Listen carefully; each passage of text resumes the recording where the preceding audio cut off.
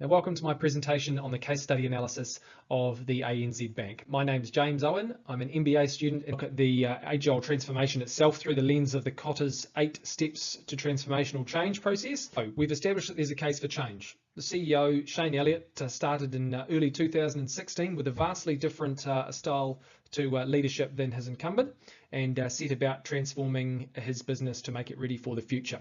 So to find out how effective the transformation was, I'm going to use Kotter's 8 steps of change model. I really like this model because it gives a reasonably detailed description of how wide-scale change can be laid out and implemented in the business, but it also gives room for interpretation and discussion as well. So there are 3 main phases, and I'll walk through those one by one. So we've got the first phase, create a climate for change, second phase, engage and enable, and finally, implementing and sustaining of those changes. Step 1, establish a sense of urgency. In today's world, the only thing you can really do as CEO with any lasting impact is the impact that you have on culture. Change is happening fast. If ANZ is going to be successful, we have to transform our 180-year-old business. That's a quote from the CEO, and to me that signals a really strong intention that things need to change. Ongoing scandals, poor performance, they really paint a picture that it's time to transform a very old business. He goes on to say that the reputation's been tarnished and we need to get back some of that consumer trust, and that also customer expectations are being shaped by their experiences with Amazon and Apple. And in order to keep pace with that, there needs to be a rethink and a bringing of the business into the 21st century. Step 2, forming a powerful guiding coalition. It appears, again, this has happened. We know that Catherine Bray was appointed to lead the transformation, and the work was organised into 4 streams: services, connectivity, agility and culture. The only part of this part that I question is how some of the leadership will respond to being able to walk the walk and embody the change during the coming transformation, particularly when their own roles have been disestablished or affected in quite significant ways. So provided that can be addressed and you've got the right people in place then that help to embody the change, then this I think also warrants a tick on the process. Create a vision. Step 3, that appears to have happened as well. The vision seems to have centered around establishing 3 values, for which the first is to become a better part of society, strengthening relationships with the customers to inspire people, embracing digital technology to create better experiences with customers and people, and also to transform the financial performance of the bank by becoming simpler, better capitalized and basically better balanced. Changing a traditional hierarchical structure into a collaborative, more flatter structure, breaking teams into squads and tribes operating with autonomy. And this is company-wide, so a very, very wide-scale transformation and change in what is unfamiliar to a lot of members in the bank, members of staff. The vision was to change the organisational structure to flatter, more collaborative, and I find this a little bit troubling at this point because the wholesale changes require strong leadership and embodiment from senior staff. These new highly skilled IT staff were being asked to reapply for their jobs, being put into new teams, working in new ways, with new lines of reporting, all with urgency, and I find that to be quite a tough pill to swallow. Particularly for a business like a bank that was reasonably stable and a very old business and 180 years old. So despite what I said in the previous slide, I've still given point number 3, create a vision, a tick. I think there was a vision that was created, it was well defined and it was clear. So that satisfies the requirement for that. So it's got a green tick, and then we're on to communicate the vision. So this was a large scale restructuring of the workforce that focused on more agility, enabling its teams to act with autonomy, and a shift away from producing highly customizable and expensive products for customers and moving towards more of a speed focus, which to me, I think that's a good thing. That signals awareness of what the market wants and adjusting your business model to cope with that. However, I think actions speak louder than words, and the change that was to come was going to prove a little bit of a hard sell, and especially when it comes to ICARE, the ICARE philosophy of integrity, collaboration, accountability, respect and excellence.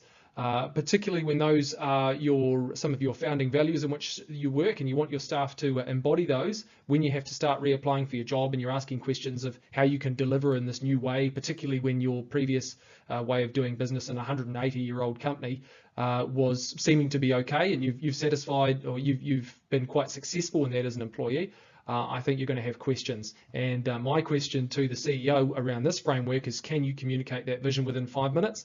I'm not sure that's going to be possible. People will have a lot of questions. Step number 5, empowering others to act on the vision. For me, this is where things start to become a little bit murky for the CEO in his agile transformation. By all accounts, this was quite ruthless, and management staff that had been part of the organisation for many years were selected on their ability to work collaboratively. However, there has been increased contact with customers from different members of the team, not just the traditional account manager point of contact. So that will provide some feedback, and I think that is a good part of this empowering others to act on the vision, is getting customer feedback. This is the collaboration style of change, and I think that's to be commended and encouraged at this point. However, realigning of performance incentives, particularly for staff, it doesn't appear to have happened at this point. I think that's going to be a very hard sell still. We've got a really old traditional way of working in a bank. We've asked people to reapply for their jobs, and by the way, you need to be okay with failing. I think that's quite a hard thing to do, and to me it says that there's a little bit of underestimation of the rate or the scope of the cultural change that needed to happen in this organisation. Goes against empowering people to act on the vision is that the funding model wasn't updated to reflect the new way of working. So new expectations were placed on new teams without the appropriate level of funding being made available to them. So we're on to session 6 now. We've got 3 green ticks. We've got 2 orange question marks. Can the CEO get this transformation back on track by planning for and creating short-term wins? I don't think this has been addressed much at all. So it's important to recognise and reward employees' efforts, particularly considering the scope of change that has gone on. And I think it ties nicely together with the previous slide saying that performance incentives need to be aligned with the scope of change. Again, that doesn't seem to have happened. So for me, this is a bit of a red flag, and I think it warrants another question mark. In May 2019, the CEO pushed pause on the Agile transformation, and I think the organisation itself may have breathed a collective sigh of relief as the change came to a grinding halt. The profit was steady and then it's dropped. So for mine, the credibility from shareholders hasn't risen much. So you've undergone this big transformation and it hasn't produced results that we want. They've hired dedicated employees, but also many staff had to reapply for their roles as downsizing occurred, and that's one of the dreaded D words in business when you, from an employee point of view, downsizing signals only bad things for people and a lot of change. But in terms of reinvigorating the change with even more new initiatives and accelerating the change even more, I think this is an opportunity to take stock and say, okay, where are we at? What's happening? And where do we go in the future? What changes do we need to make to our transformation to ensure that we're still adding value for customers, that employees still feel valued, and that we're still responding to the market in ways which will enable us to be competitive in the future? Step 8.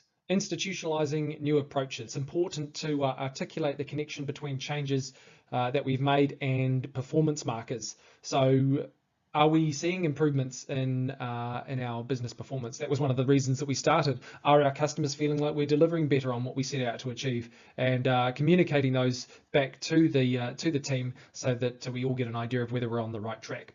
This is also the first time at this stage in our transformational journey that there's been mention of broad strokes versus long marches. As we've seen, there's been lots and lots of broad strokes and wholesale changes throughout the business, but this is the first time that's been alluded to that this is a long march, and people need to be used to this idea of constantly falling forward and adapting to change as the future. We still know that culture beats strategy all day long, and I think even at this point there needs to be a little bit of internal looking to get an idea of the health and morale of our employees that have just undergone a drastic change. Has the transformation worked? Where are we now and where are we going? My belief is that the transformation has succeeded to a degree. as we've got on the left, we've got 3 green ticks and 5 orange question marks. I think there are elements of the transformation that appear to have gone well, and certainly the intention has been there, but I think there are certainly areas of consideration, particularly the impact on staff, empowering them to understand the change and how they are going to be a part of that change. I think that could have been addressed a little bit more, and that will go a long way to bringing them along for this transformational journey.